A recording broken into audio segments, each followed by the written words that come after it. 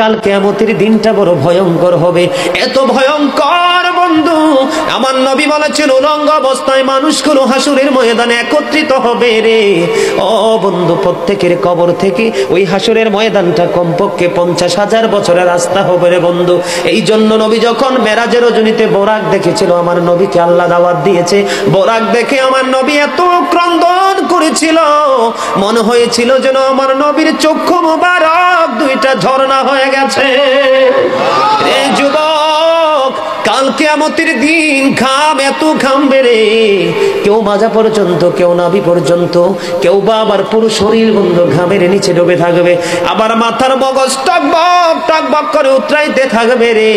আল্লাহ বলেছেন লা ইয়ামুতু, people will not die that day, সেদিন মানুষ আর মরতে পারবে না।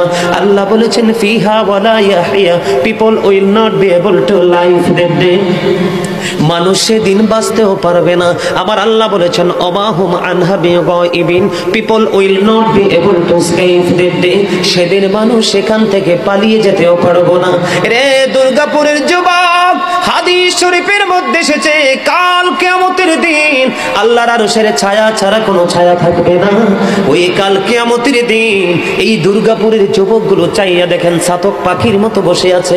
আমার কাছে এত সুন্দর লাগে রে যুবক, আমার হৃদয়টা ঠান্ডা হয়ে গেছে, কলিজা ছুঁয়ে গেছে তোমাদের উপস্থিতি এবং মনোযোগ। আল্লাহ রাব্বুল আলামিন হাদিস শরীফের মধ্যে এসেছে কাল কিয়ামতের দিন আর 7 শ্রেণীর মানুষকে আল্লাহর আরশের ছায়ার নিচে জায়গা দিবে রে। এর মধ্যে বিশাল একটা টিম থাকবে পৃথিবীর যুবকেরা। জোরে জোরে সুবহানাল্লাহ।